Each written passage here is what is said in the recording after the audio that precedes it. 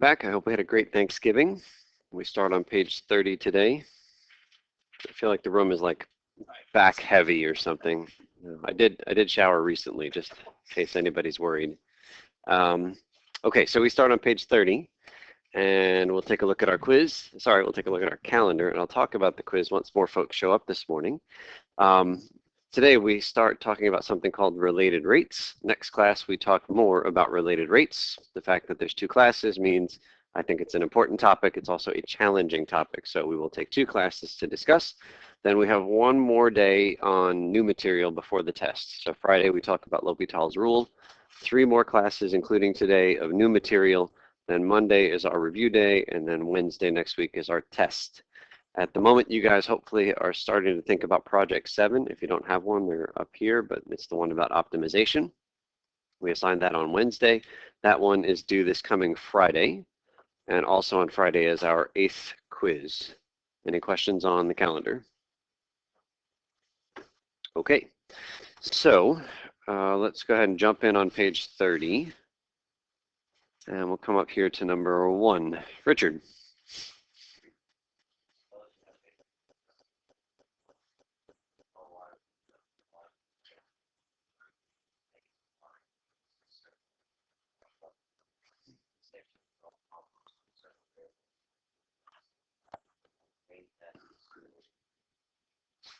Thank you. Abby, number 2.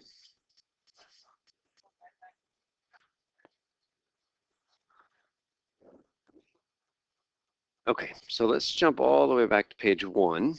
The reason it's page 1 and not page 30 or 40, wherever we are, is that you're going to rip this off when it comes test time and bring that with you to the test. So let's see if we can't run through this. There's going to be some symbols that we're going to fix. I think there's some funny type stuff happening on this page. We'll fix it when we get there. We've got 2 columns on this piece of paper. The left-hand side is the general process. The right-hand side is a specific example worked out. Again, you're going to have this with you on the test.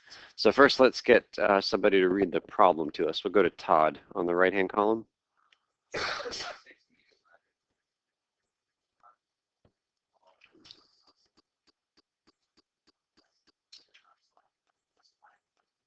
Okay, so let's make sure we have a nice visual of what's going on here. You've got a ladder just sitting against the wall, and then you pull the base of the ladder out, but the top of the ladder is going to be tethered. It's going to be sliding down the wall as the base goes out this way, okay? And we're pulling the base of the ladder out at a constant 0.5 meter per second. And so this guy right here, this point on the foot of the ladder, is moving away from the wall at 0.5 meter per second, constant. And so the question is, what's happening to the rate at which the other end of the ladder is touching that wall, the rate at which that point is falling down the wall? Is it falling slowly then fast? Is it falling fast then slow? Or is it just falling at a constant speed because this point is moving out at a constant speed? That's the kind of problem that we're tackling here, okay? So general guideline, a related rates problem is one where you're trying to find a rate of change. How fast is the ladder top sliding? Is this rate of change that we are being asked to find, okay? And the situation involves different rates of change that are related to each other. In this case, we're given the one point on the floor is moving at a 0.5 meter per second. That's a rate of change.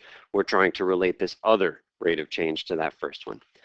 Okay, so let's go to Sam. Can you read number 1 in the left-hand column?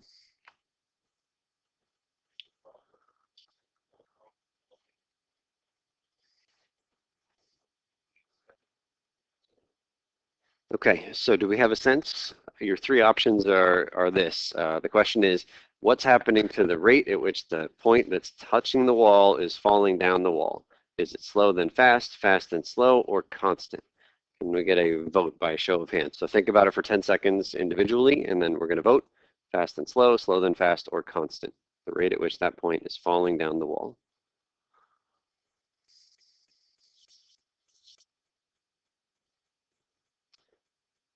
Okay, so vote for one of these 3. It's okay if your intuition doesn't really tell you much, but just pick one. If you think the point will fall fast then slow, raise your hand. If you think the point will fall slow then fast, raise your hand.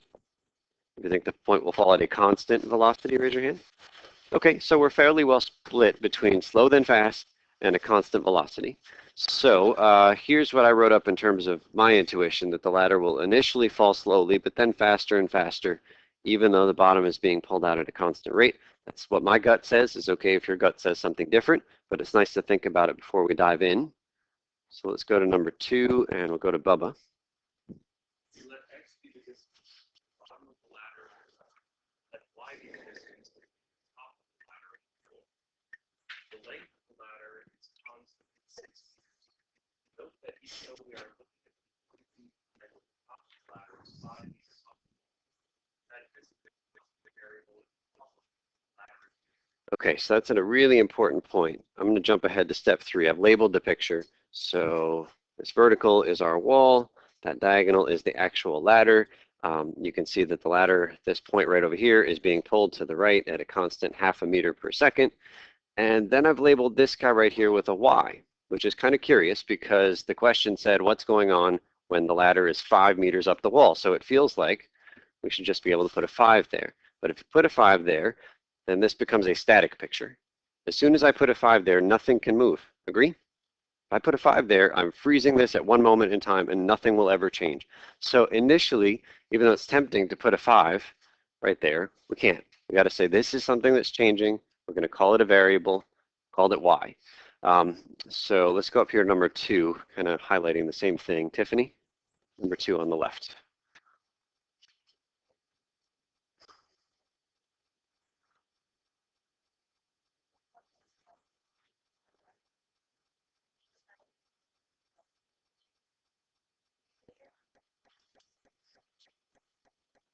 So speaking of variables and constants, is it okay to call that a 6 or should we call it a z? That's 6, it's always 6, right? The ladder length isn't changing. So if something is really, really constant, hello. Sorry to interrupt. Can you tell me what press manually because my remote's not? It's this one that's lit up right here. Yeah, mine's orange. Okay, so again, be really clear on something that's constant. If it really is truly constant all the time, label it, put a constant there. But if it is changing, it needs to be a variable. Okay, step 4, determine and symbolize what rates are given to you. So in our problem, we're given that the ladder is being pulled away from the wall in this direction at 0.5 meter per second. That is a rate of change. I've symbolized it as a dx dt. I think that this is some funny typo on your page. So go ahead and replace whatever nonsense is there with dx dt equals a half. The underlying variable in almost all of these problems, these related rates problems, is time. Almost always time is the thing that's happening underneath. So dx dt is telling me how is x changing as time passes. 0.5 meter per second. Fair? Okay, then we move on to number 5. It says determine and symbolize what you are trying to find. Is this another kind of goofy typo on your page? So go ahead and change that. So what we're asked for in this problem is the rate at which that point at the top of the ladder there is falling down the wall. So how is y changing as time passes? In other words, what is dy dt? So we take all the stuff in the problem, come up with a picture, we got some variables, and then we write down the givens, the rates that are given, and the rates that we want. Okay, step 6, sometimes is the hardest one. We'll go to Lindsay for 6.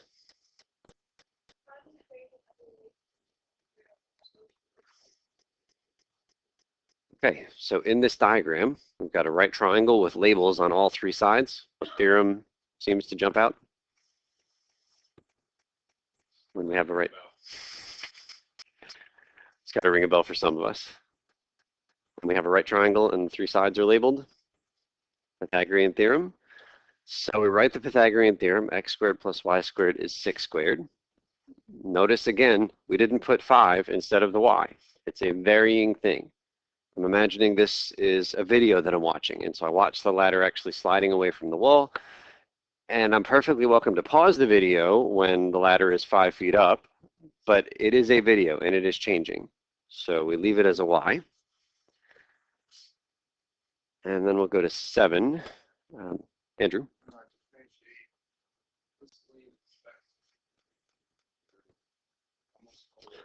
Okay, so time is the thing that's underneath all of our letters. So let's take a look at x squared. What's the derivative of x squared? It's 2x. But x is not the independent variable in this problem. It's not the input variable. It actually depends on time. It's an output variable. And so I don't know if you guys remember when we were doing implicit differentiation, but when we had something like y cubed, and we said, let's take a derivative. We said, okay, that's 3y squared times dy dx. Do you guys remember tacking on that dy dx every time there was a y derivative? Okay, we're going to tack something on for every derivative now, because time is the underlying variable. X and y are both dependent on time. So you do the normal derivative of x squared, and you get 2x times the x dt. How is x changing as time passes? And then same thing, what's the derivative of y squared? Is it 2y times dy dt. Every single derivative you take, you're going to stick on one of these, and I'll circle it here in green, d dt's. d dt's. The only thing that changes is the letter sitting next to that top d, okay? Time is the input variable, so every one of these guys gets a d dt.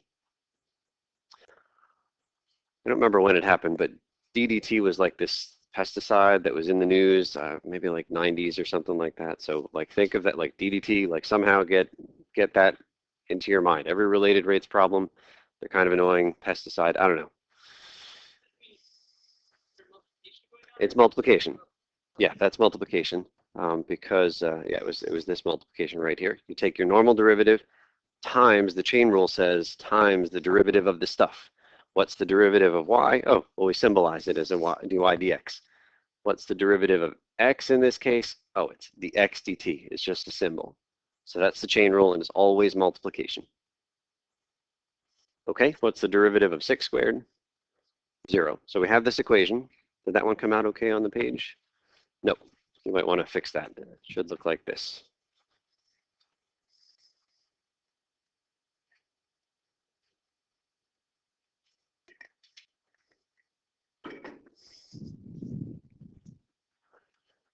Okay, and then we'll go to the next page.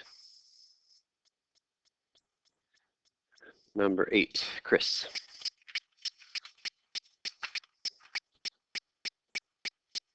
Redraw the picture this time.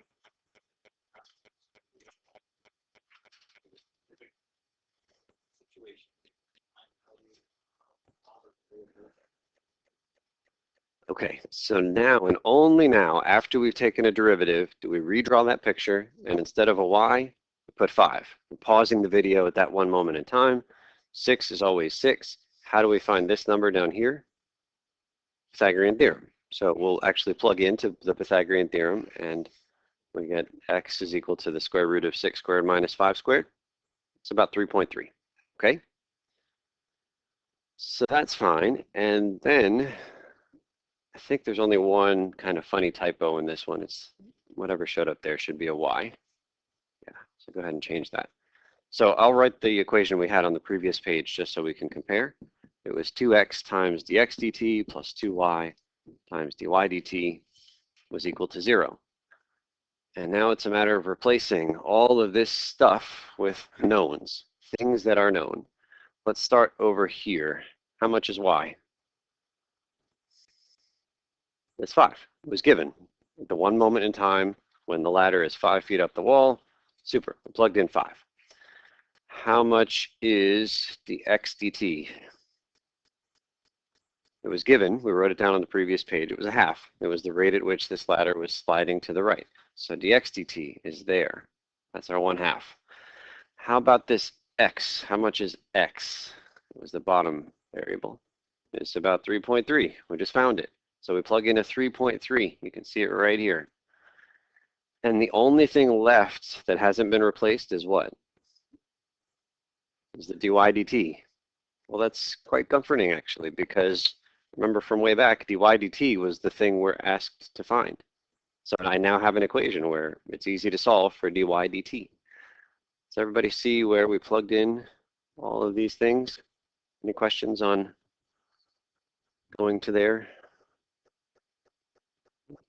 All the variable things in the first equation get replaced with numbers, except for the one we're after, dy dt.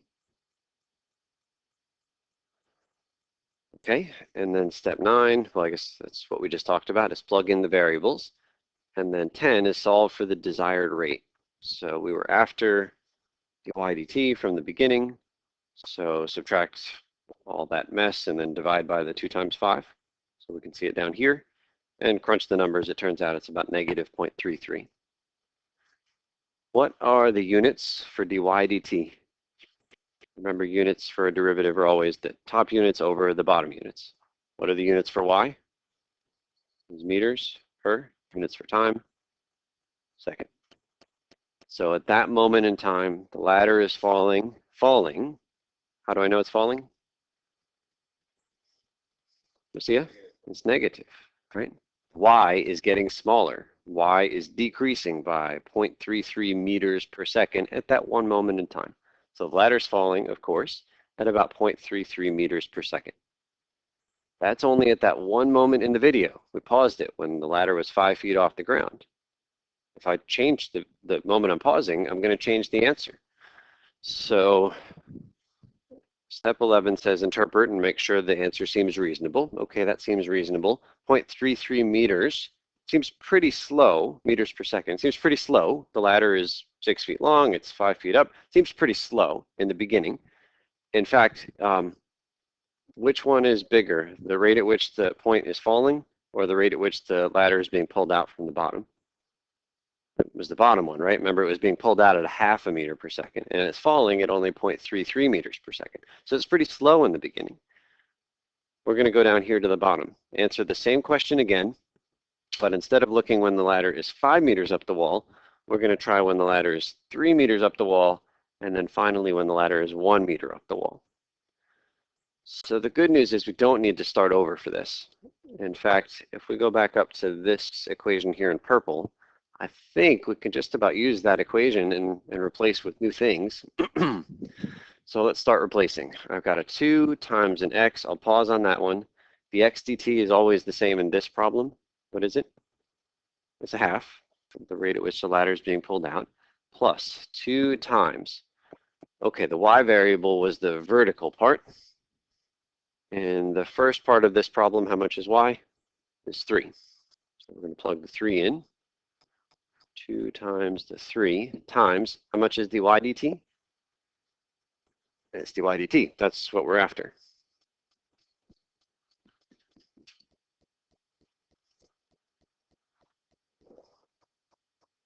So the only thing left to plug into this equation is which variable? Is the x. Remember, x was the horizontal part. How did we get the 3.3 before? How did we get 3.3? We used the Pythagorean Theorem. So now we'll use Pythagorean Theorem on a different but almost identical picture. So we know that the ladder is always 6 long. In this part of the problem, how much is the vertical? It's 3. And then we can plug into the Pythagorean Theorem down here. So the 27 that goes in there.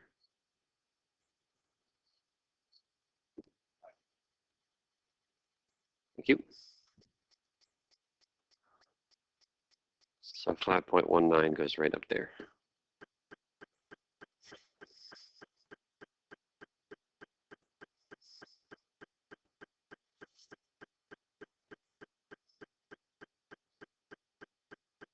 So go ahead and crunch the numbers. Again, the goal is to find dy dt. So see if you can do a little bit of algebra and then use your calculator to find dy dt. Once you've got that, check in with your neighbors and see if you can answer the final part of this question where the ladder is only 1 meter up the wall. And we'll come back together in just a couple of minutes. And I think that everybody was able to get to the final answer on this one. We'll just write the conclusion. When the ladder was 3 meters up, dy dt turned out to be about, what was it, negative 0.865? And when it was 1 meter up, 2.96. And so this would seem to indicate that the ladder is falling slowly in the beginning. We had a 0.33 was our first answer, and then speeding up at 0.865, and then going quite rapidly at -3. So turns out there's a real nifty Geometers Sketchpad thing here.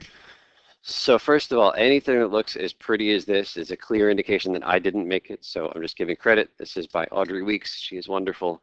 So the first thing we're going to do is recognize that I can drag this time variable here, and the ladder will actually move.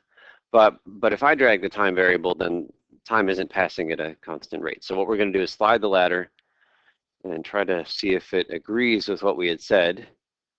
Is it slow then fast, fast then slow, or a constant rate of fall? Slow then fast. And you can really see, you know, up at the top, this ladder is hardly moving right now, but then speeding up, speeding up, speeding up, and then hits the ground pretty fast. And let's go ahead and zip out to the moment when y equals 5. Did we get, where's the, oh, I didn't show it. Show dy dt. Did we get negative 0.33? Okay, and then if we move out to y equals 3, we got negative 0.86, and then y equals 1, falling very rapidly. This is actually a graph of the derivative. We didn't do this for a general thing, but she did. So you can see the ladder is falling slowly near 0 here, and then faster, faster, faster. In theory, the ladder will exceed the speed of light at some point, according to the mathematical model, but of course that's not right. But anyway, I think this is a nice visualization, and hopefully we'll get to develop the intuition through doing problems like this. All right, so let's go back to the page that we were on before. Was it, what page was that? Is it here? Page 30. Okay, so let's try number 2, and we'll start with Nikki. Number 2, page 30. Yeah, a boat. Thanks.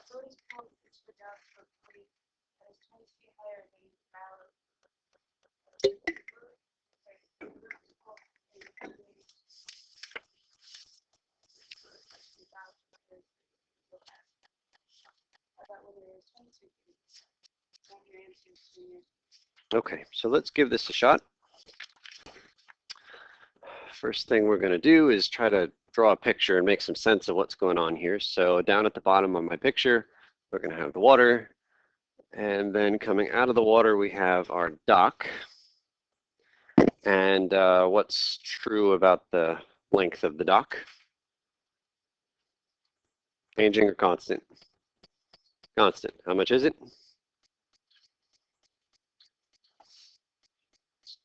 So it's 20 feet higher than the bow of the boat. I'm going to put the bow of the boat right at the water level. So that's 20. And then way out here, we're going to draw our boat. I guess we can't put it exactly in the water, but we'll draw our boat here, give it a nice little sail. Oh, that is so great. And so we've got the boat there, and then we've got a line connecting the boat to a pulley up here at the top of the dock. So right up there, we'll put a little pulley. So the rope goes around the pulley and then is pulled down that way.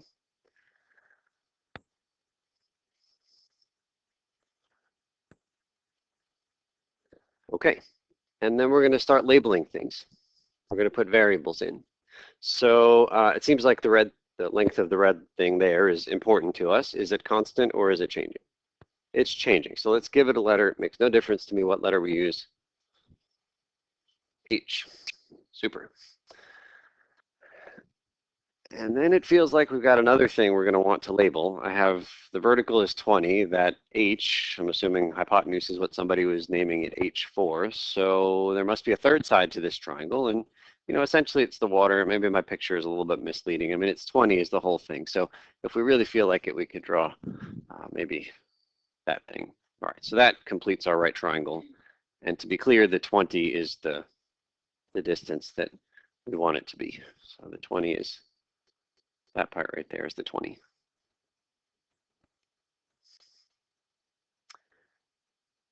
And is that blue line right there changing or constant? It is changing, so we give it a name. What name? All right, Y, that's fine. Okay, and then we're going to write down the rate of change that's given to us. So it says the only rate that I see in this problem that's given, it says that the The rope is being pulled in at a rate of 2 feet per second. Is that Y or is that H? It's H. Okay. The rope is being pulled at 2 feet per second. The boat isn't being pulled directly towards the dock at 2 feet per second. It's the H that's being pulled at 2 feet per second. So something is equal to 2 feet per second. Can you guys figure out what derivative goes on the left-hand side? It's symbols, but we got to write the right symbols. So all of our symbols here are going to be that pesticide thing.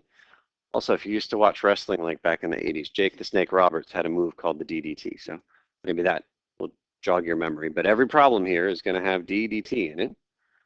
So what's changing as time passes here is H. H is changing. So DHDT. Why did you call it on the bottom line? You want to call it X? Yeah. I heard somebody say Y. That's how she makes the export.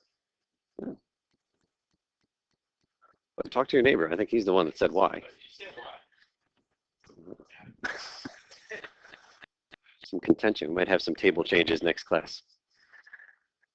Okay, so DHDT is 2 feet per second. That's good symbolically. It turns out we made a little mistake. I don't think it's going to come back to haunt us in this problem, but I don't want to take a chance. DHDT is not 2 feet per second. We're missing something.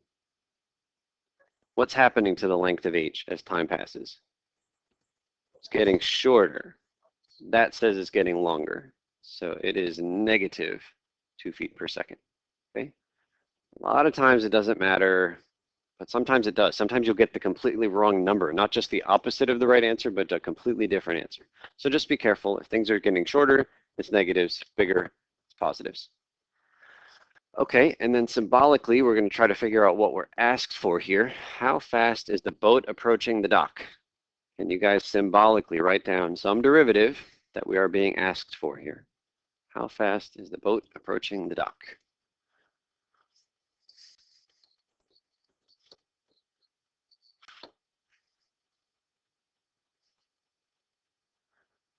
Okay, so again, it's DDT. We just have to fill in the blank.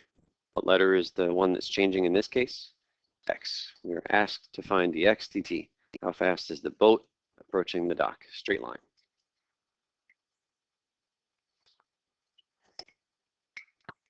All right, and we've got lots of variations on this problem. The first part is when there are 30 feet of rope out, and then when there are 22 feet of rope out. Again, I'm going to ask you guys to think individually for 10 seconds and just give me an intuitive answer. So what's being changed constantly is the H. We are pulling down on this rope at a constant 2 feet per second. That's the constant, okay? And the boat is going to approach the dock. And we want to know in this straight line approach, is the boat going to approach the dock fast and slow, slow then fast, or at a constant rate? So just think individually, and then we'll weigh in, and then we'll test our intuition.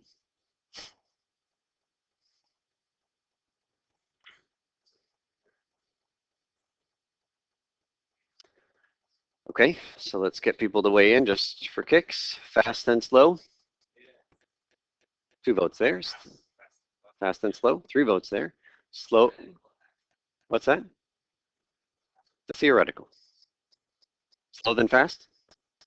Okay, a few votes there. Constant. Okay. All right, so let's give it a shot. We need to come up with an equation that relates the things that are changing, these variables in our problem. It's going to be quite similar to the previous one. What equation will we use? Pythagorean theorem. So we'll write the Pythagorean theorem.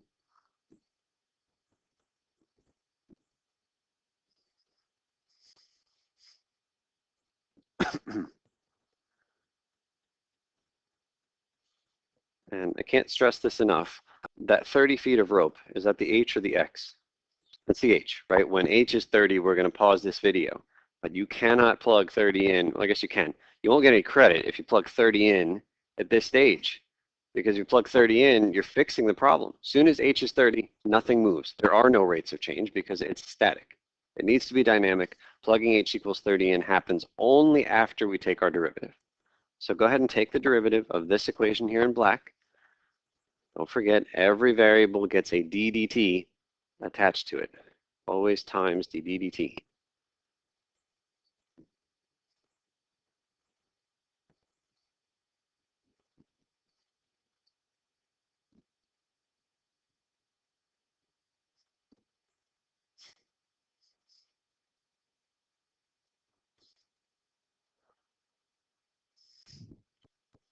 So we get our equation here.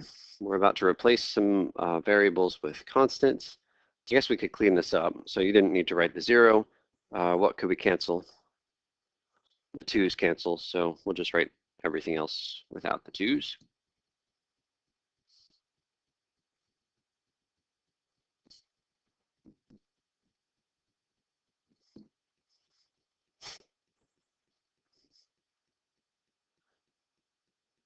Which of these things is what we're after in this problem? It's the dx dt. I think it's worth writing. We wrote it over there. Dx dt equals question mark. That way, as you're deciding, like what can you replace? You're going to plug lots of stuff in. Don't spend any time trying to replace dx dt. That's the final output of this problem. So in order to solve this problem, we need to know x, h, and dh dt. So let's start plugging things in for those guys. All right, how much is x at this one moment in time when we freeze the boat at 30 feet of rope out? Do we know x yet? We don't know it yet, so we'll pause on that one. The x dt we're after. H is equal to how much when we pause the video? It's 30. It says we're at 30 feet out. So something is supposed to equal 30 feet out times, what's the h dt? This -2 times -2. So we've got a dx dt over here. And the only thing left over is that x.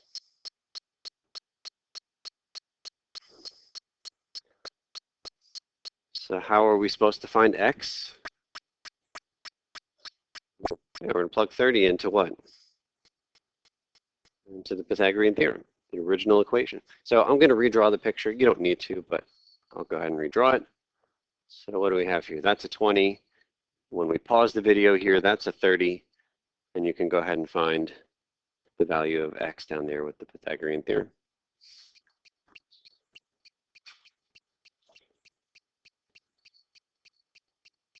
One vote for 22.36.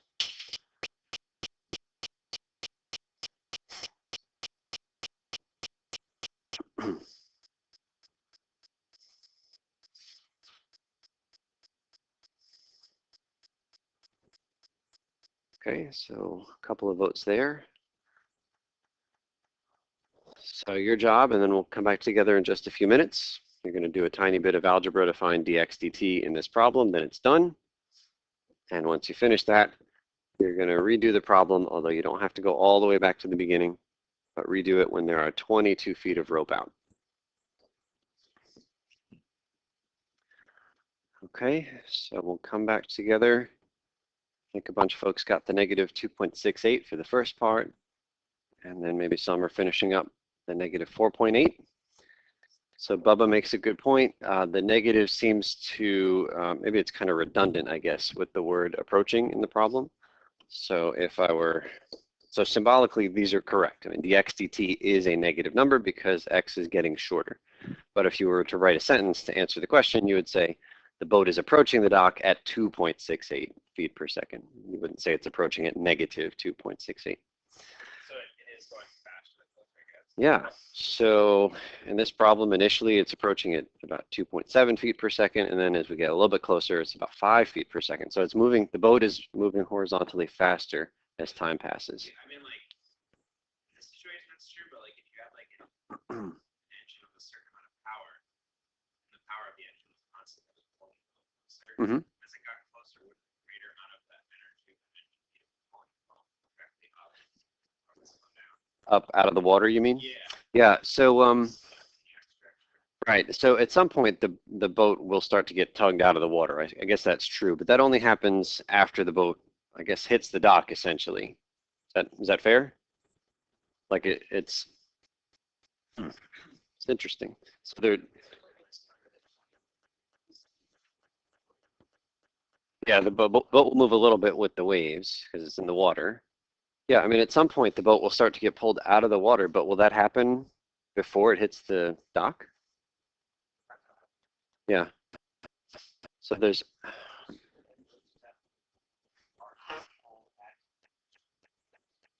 yeah.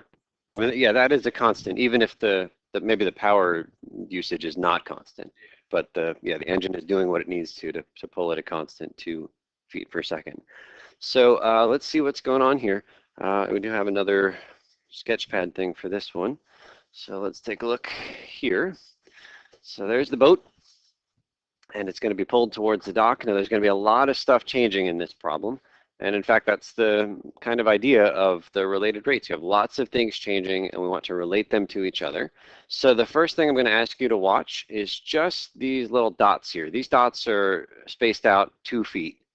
And so what I want you to watch is, in the beginning, just the pulley, and I want you to try to convince yourself that those dots are moving in and getting eaten by the pulley at a constant rate. Does that seem reasonable? Dots are getting eaten by the pulley at a constant rate. And now the thing that we were after was this x, the rate at which x is changing. So we're watching the boat go horizontally towards the dock. And you can see it is slow in the beginning and then faster, faster, faster. And this is kind of a hallmark of related rates problems, actually. When things are small, like when h is small or x is small, rates end up getting big. Things happen dramatically when the numbers in the problem are small. So this is a slow then fast. We can go ahead and show dx dt and see if we can confirm. Okay, was this one right? Negative 2.68. That's what we got at 30. And then at 22, we got negative 4.8. We didn't answer this one, but if it is at 20.05, the rope is 20.05 feet long, it means essentially the boat is right there up against the dock, right? There's hardly anything extra on the rope. And you can see the boat is about to crash into the dock with quite a high velocity. Okay, let's take a look at the next problem. So we'll go to the next page. And I think we're back here to Garrett, number 3. Water is flowing into a pump at 2 centimeters, radius of top 4 centimeters, at 2 centimeters cubed. How fast is the water level rising? Water is 5 centimeters deep. We'll confirm our answer. Okay, so let's give this one a shot. So you're going to draw a cone, just like a cup of water.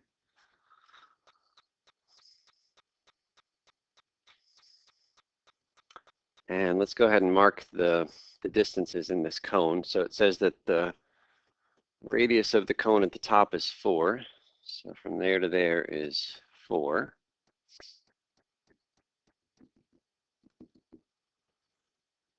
And the height of the cone is 16, so I'll put that over here.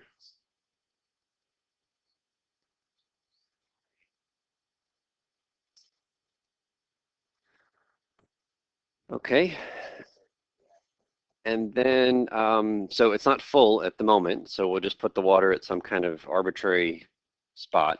So the water level is something that is changing because we're filling this, this drinking cup. And so it feels like we need some more symbols here. We've got a height of the whole cone and we've got the radius of the whole cone, but we've got this little mini cone down here that just has water in it, right?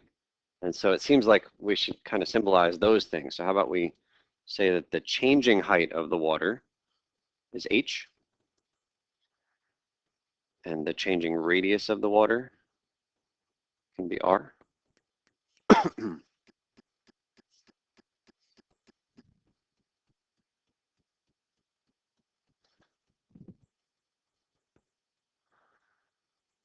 Okay. And there's one thing we need to do now. We need to relate these things to each other. R and H are going to change because you're dumping water into this cone. So what, like, mathematical characteristic of a cone is the one that we're talking about here when we say we're pouring water in at 2 cubic centimeters per minute? That's the volume. So it's the volume formula that we're after. Anybody know the volume of a cone? It's close. I r squared h. Yeah, that's a full cylinder. What'd you say? 4/3 has to do with the sphere. That's the magic number in the sphere. It's close to 1/2. Turns out that a cone is 1/3 the volume of the cylinder. So if you imagine extending this cone down from both ends and then coming in and making a full cylinder, the volume of the cone is 1/3 of that entire cylinder. I don't expect that you just have this at the tip of your tongue, so if I put this on a test, I would say, note the volume of a cone is 1/3 pi r squared h. Okay, so let's go ahead and write symbolically. We're given something. 2 cubic centimeters per minute, that's a rate. So we're going to write this as a rate, 2 cubic centimeters per minute. And if it's a rate, then it's going to have a d dt. Our job is to just fill in that blank letter at the top.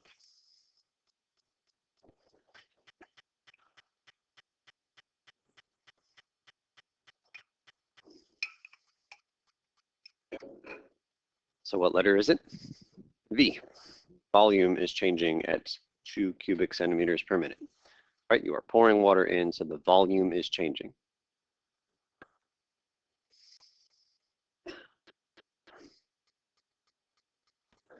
Okay, and then I will highlight. This is the part we're after. How fast is the water level rising? Symbolically, write down what it is that we are after in this problem.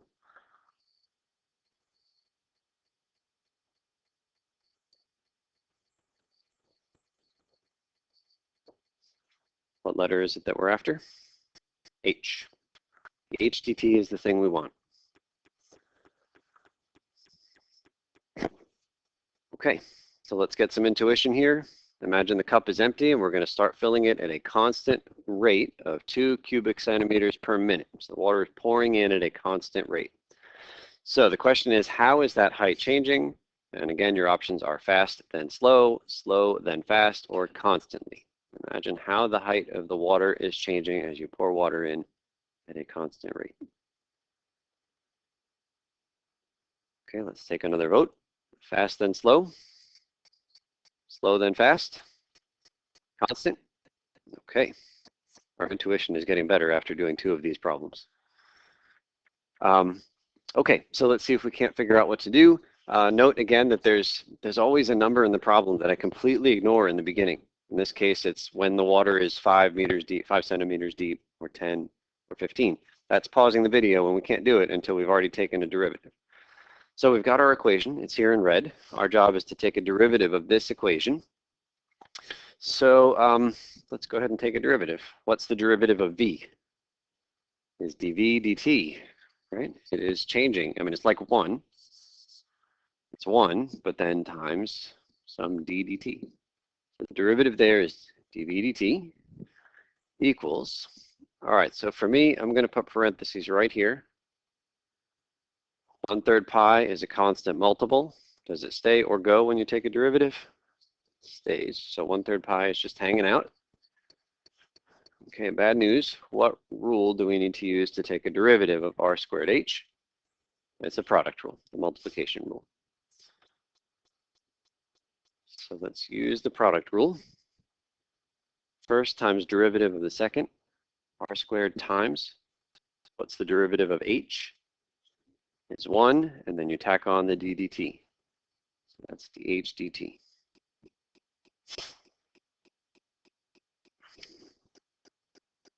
Product rule then has a plus.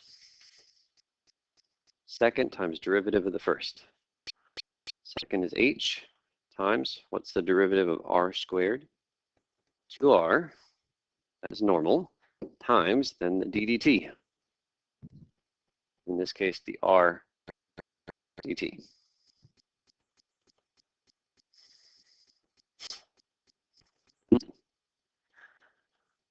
Okay, so let's see. If I'm going to start replacing all this stuff with numbers, dv dt, is it known or unknown? Known. We found it up there. It's 2 cubic centimeters per minute. By the way, should that be positive or should it be negative like in other problems? How is the volume changing? It's increasing. The volume of the water is getting bigger. Positive is correct. Okay, R. Do we know the R or no? Yeah, we're going to find it. So the water is supposed to be 5 centimeters deep. That's the H, and presumably we can do some work and find the R. I don't know what that is yet because I don't have any equation up here that relates R and H. The H dt, do we know it? No, we're looking for it, so I don't mind that. Let me come over here to this dr dt.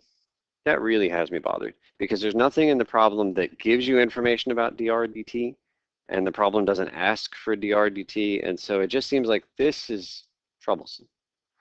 It turns out there's an easier way. So I'm going to put a line through that. The easier way is to relate r and h in the beginning. If you take a look at the big cone, the entire cone with lots of empty space, and then you took at the little mini cone, you look at the mini cone with the water. These two cones are quite similar to each other. And in fact, I'm using the word similar. That's a word that maybe has some meaning if you've taken a geometry class recently. But we say two shapes are similar when they look exactly the same, except what could be different? The size, right? It'd be exactly the same shape, but different sizes. And so the big cone and the little cone of water are similar to each other. And when shapes are similar to each other, you got lots of proportions you can write. And so, for example, for the big cone, what's the relationship between the height and the radius? The height is 4 times the radius, yes? Well, it turns out for every mini cone in this thing, the height is going to be 4 times the radius. That's our proportion. 16 to 4, that's the radius, sorry, that's the ratio between the height and the radius of the big cone and the height and the radius of the little cone. So we can write that by saying that 16 over 4 is exactly the same as h over r in the little cone.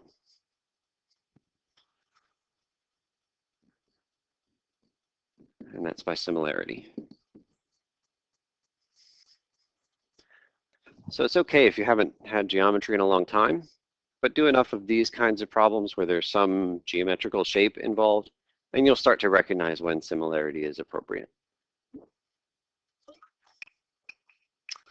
So what we're going to do is solve this equation for one of the letters, either h or r. And we're going to make the right choice here. What are we looking for when all is said and done in this problem? Is the dh dt, which means I'd really like the original v equation to only have h's in it so that I have dh dt coming out. So what letter do you want to solve for? R. Solve for r. Solve this guy for r and then plug in, you'll only have h.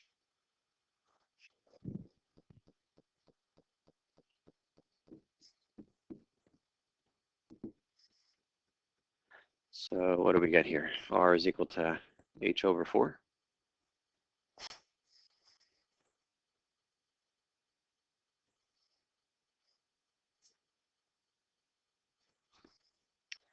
And so then we're going to recopy that volume equation from the top. And instead of r, you put this.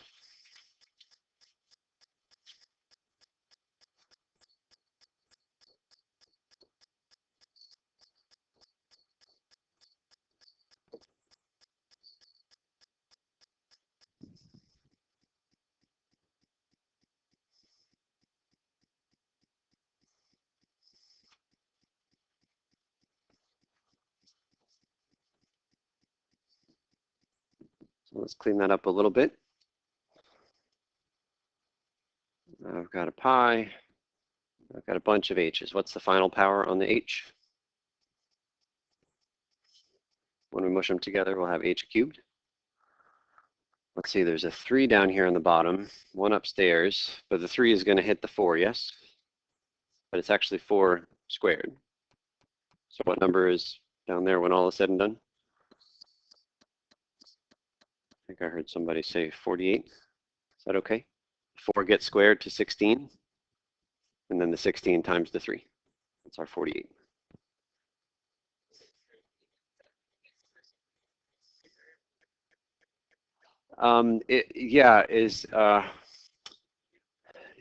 If you've got 3 variables, you're probably looking to get rid of one of them before you do any derivatives.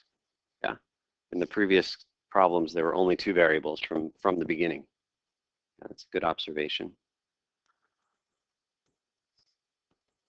Okay, so I like this a whole lot better than the first equation because taking a derivative of that is much easier. No product rule, and we're only going to have dh dt instead of the annoying dr dt as well.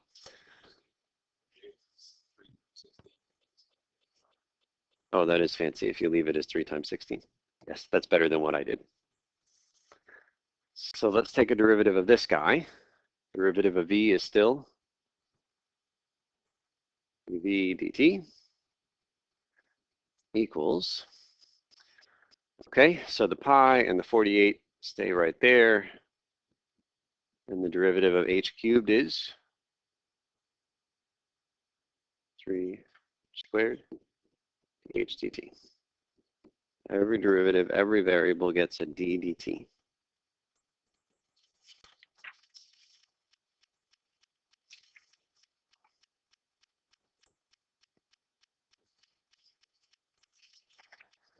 Okay, so we've got all that, and then as Ernie says, we can cancel 3 and 48, reduce to a 16 down there.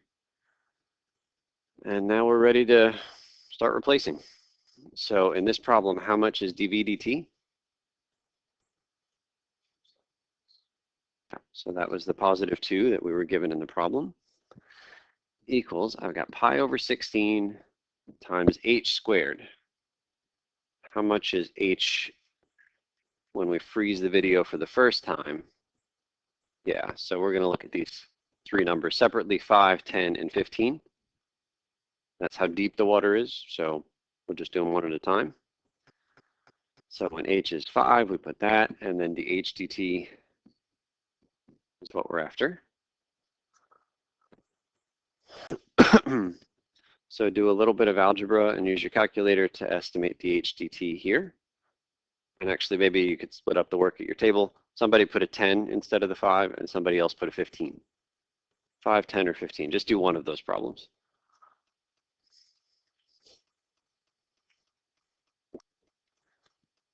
Okay, so we've got our three numbers up here. Any questions on? Yeah, Tiffany?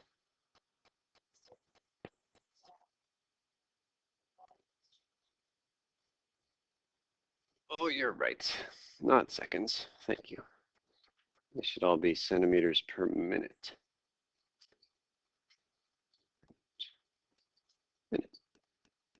Okay.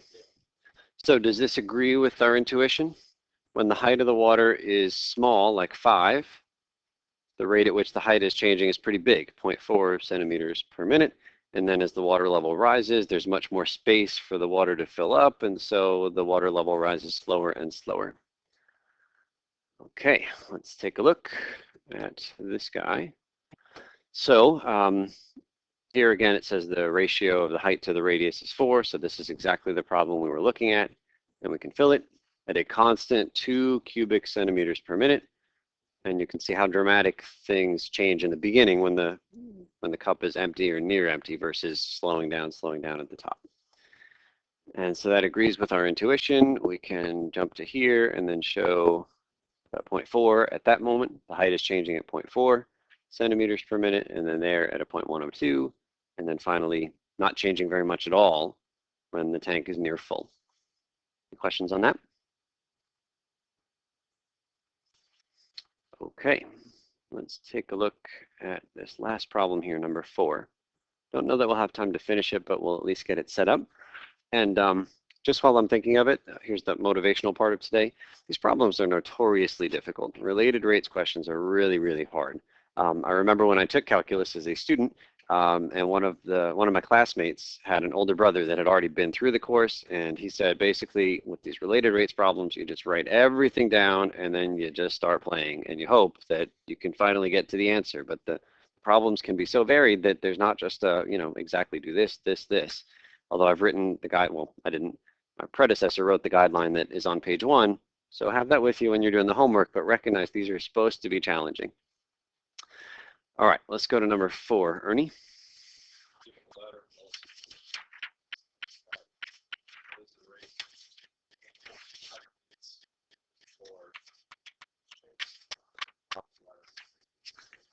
Okay, so let's give this one a shot. One thing that's funny I want to point out before we move on with this one, the next page is a photocopy. It's a PDF I threw in here. I don't think that there are enough of a certain kind of problem, related rates problem, in your textbook, so I photocopied this from another book. It's 3 pages. That will be part of the homework. I just want to make it clear. The homework assignment itself you won't find until page 35.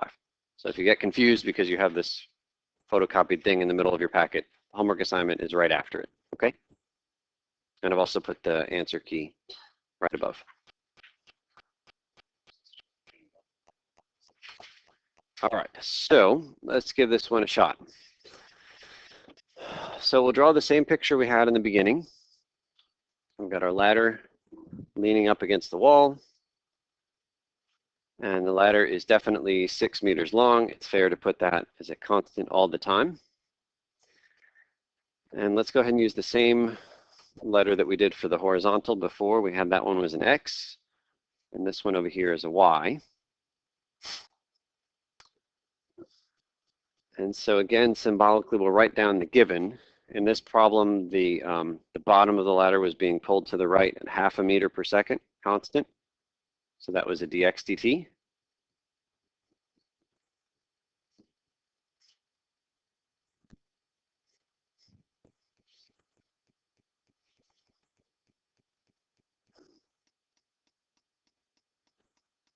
And what are we asked to find in this problem?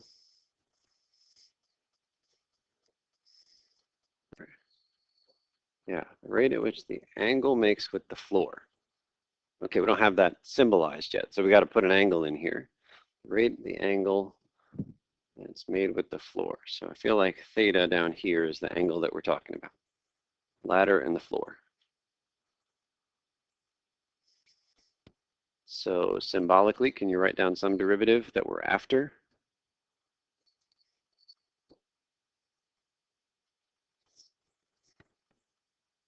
What is it? Everyone agree? The rate at which that angle is changing.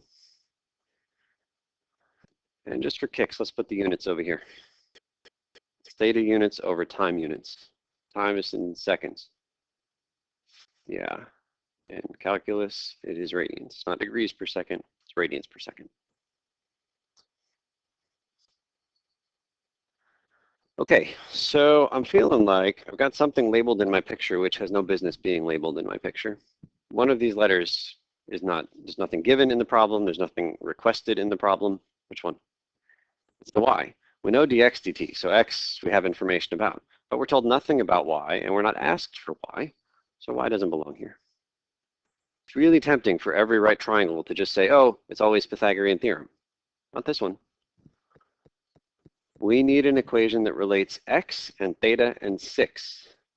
And this is kind of the miracle that happens with a lot of these related rates problems, is how do we find the equation? You got to pull it out of a hat.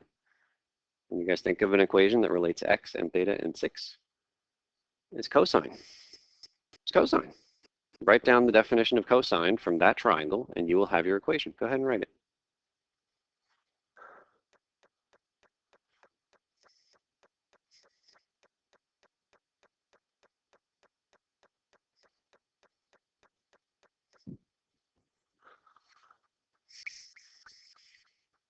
You got to pull it out of a hat. Sometimes that's the toughest part. So you got to get started.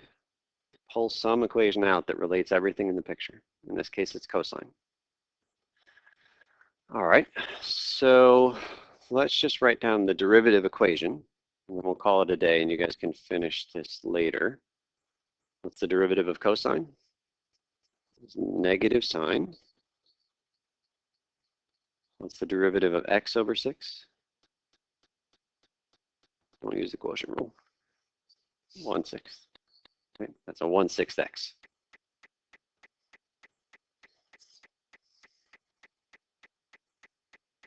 Yeah, we're missing the d theta dt. The good news is if you forget to put one of those in, you might recognize it.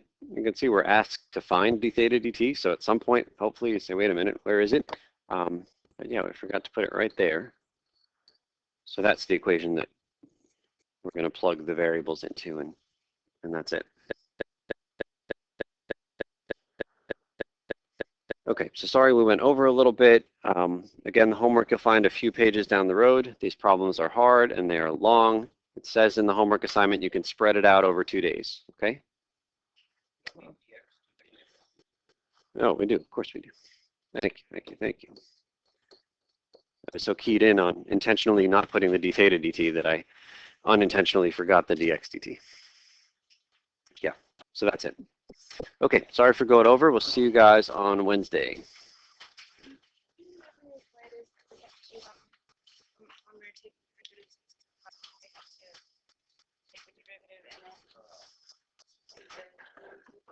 Right. So let me save this, and then we'll pull up a new page. So normally, if we just have something like that, and I just say take the derivative, so sometimes we put y prime, but let's not put that. Let's put dy dx, which is just another symbolic way to write that, and then the derivative of that guy is just 6x, ordinary derivatives. Well, x and y we have treated very differently in this problem. X, we just said, okay, take a normal derivative and stop writing. But we didn't just say take a derivative of y and call it 1 and stop writing. We stuck on this dy dx. So really, it's a 1 times dy dx. And this is our way of acknowledging that y depends on x. And so x is hidden underneath inside of the inner workings of the y variable. What if we gave you a different one? What if we said find the derivative of something like cosine of x cubed? What rule are we going to end up using when we take a derivative? It is a power rule, and in the middle of the and then keep going. What happens when we do the power rule? 3, which is the chain rule, right? The derivative of the stuff. So it's true. In these problems, when we had something like cosine of theta equals I forget, 6 over x? No, x over 6. Time is the hidden variable underneath the theta and the x. So if I'm using function notation, x is a function of time, even though I don't see t's floating around inside of the x. And theta is also a function of time, brackets around here. So when I take a derivative, cosine of theta, that's just a normal negative sine theta, but theta isn't the final variable. Theta depends on time. And so there's a chain rule happening here, just like you did a chain rule here. You multiplied by the derivative of the stuff. Here's my stuff. So when I take my derivative, okay, it's normal, negative sine of theta, but then times the derivative of the stuff. And the derivative of that is just symbols. It's d theta dt. All of these letters, theta and x, depend on t. In almost every one of these problems, t is the hidden underneath variable. And so the chain rule pops out for every one of these variables because those are output variables. They're dependent variables. They're all like y. And what's significant is that both things are dependent on the same thing time. Yes. And that's why you have to We have to do the chain rule because they both depend on something else. Yeah. Yeah. And if I could, if I just change this, let's suppose that the x turns out to be like t cubed minus 1. Like that's how x relates to time. So how would you take a derivative of this? Well, you need to get the 1/6 just like we did before. But then what's the derivative of t cubed minus 1? You'd have to stick on this 3t squared, right? Well, fine, but I don't know that it's t cubed minus 1. So we're just calling it x. And then right here, we're just going to call this the derivative of x with respect to t, even though we don't know exactly what that is. We just symbolize it. By the way, there's also a Russian rock band called BBC. Nice. Well, it's called BBC. I will have to go look them up. Hello. Hey, so the thing that I think you can make this problem a lot harder is Yeah. that if you did have a constant horsepower engine Mhm. that was, let's say, like pulling on the rope,